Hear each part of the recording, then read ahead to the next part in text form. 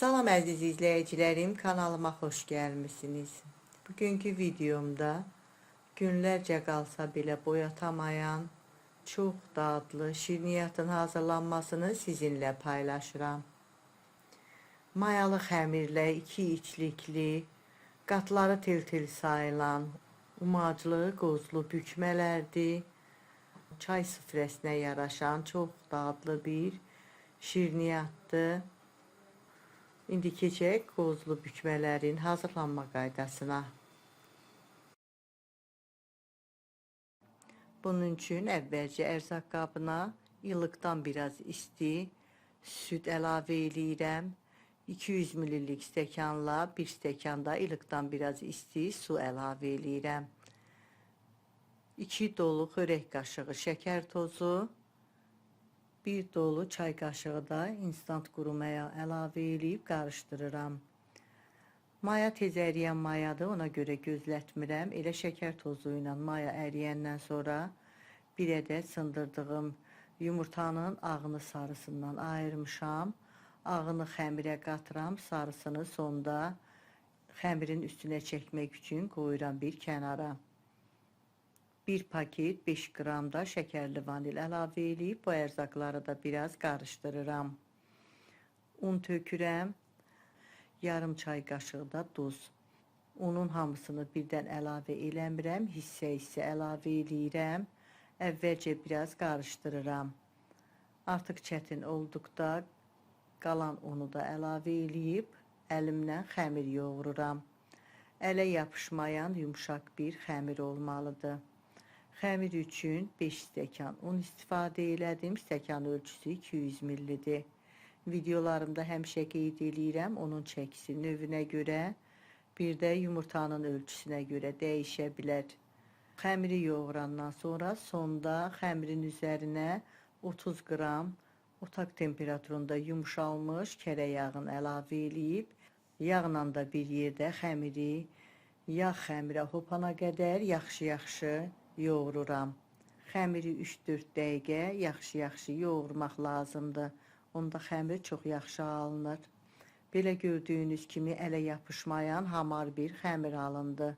Xəmirin üstünü örtüb 50 dəqiqə mayalandırıram. Bu arada içliyi hazırlayıram. İçlik həm umaclı, həm də qozludur.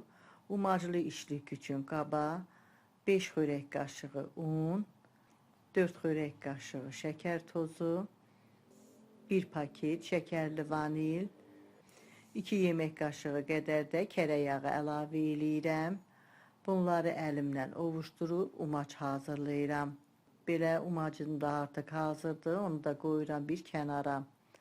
Başqa bir ərzaq qabına xırda-xırda doğradığım stəkanın başından 1 barmaq aşağı olan qoz ləpəsini əlavə edirəm.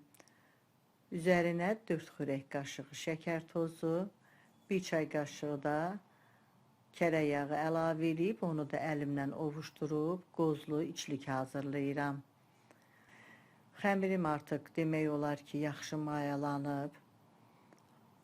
Havasını çıxardıram, xəmiri elə qabın içində kənarlardan ortaya doğru gətirib yoğururam.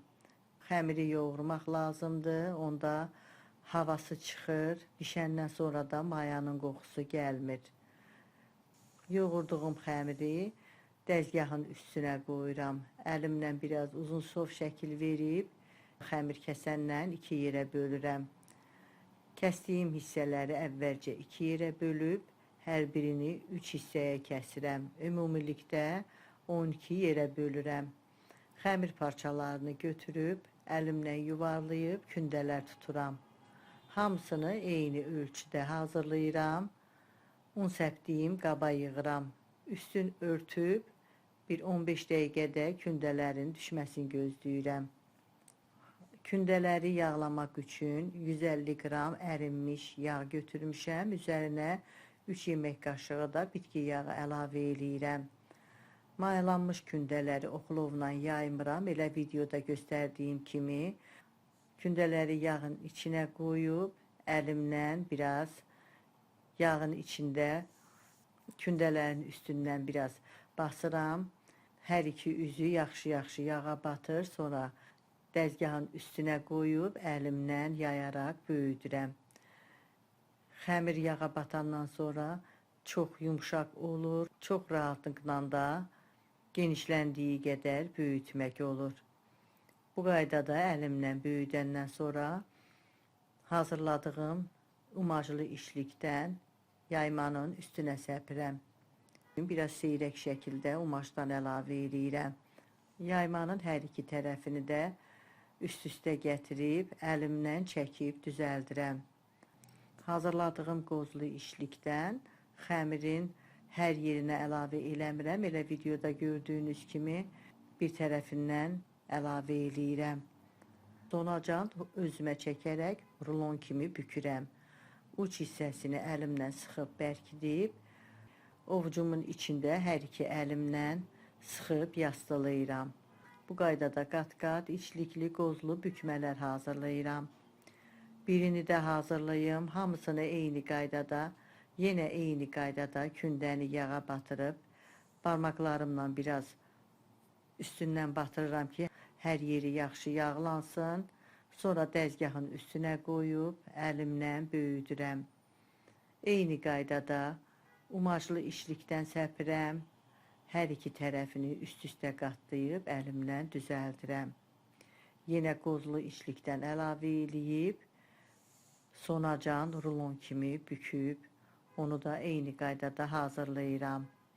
Qozlu umaclı bükmələr üçün istifadə elədiyim ərzaqların ölçülərini videomun açıqlama bölümündə də qeyd eləmişəm, oradan da baxa bilərsiniz.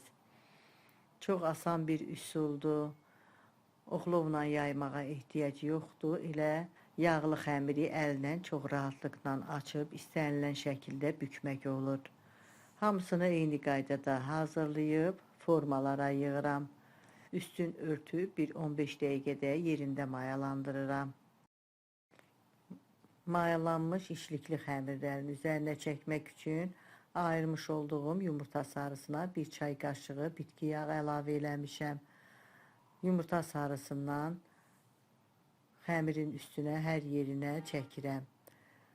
Yumurta sarısını da çəkəndən sonra öncədən qızdırdığım 180 dərəcəlik sobada 20-25 dəqiqə üstü qızarana kimi bişirirəm. İlk sobaya qoyduğum qozlu bükmələr artıq bişib, hazırdır. Sobadan çıxartmışam. Çox yaxşı qabarıb, çox yaxşı qızarıb, çox gözəl şirniyyata alınıb. Altı da yaxşı bişib, üstü də yaxşı qızarıb. Qoyuram qalır, tam soyuyur. Hazırladığım xəmirdən 12 ədəd orta ölçülü, çox dadlı, qozlu bükmələr alındı.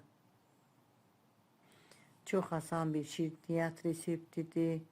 Xəmiri bu üsulla hazırlayıb fərqli işliklərlə də hazırlamaq olar. Üstü xırçıltılı, içi yumşaq, qatları tel-tel, umaclı, qozlu, çay süfrəsinə yaraşan çox dadlı bir şirniyyat alınır.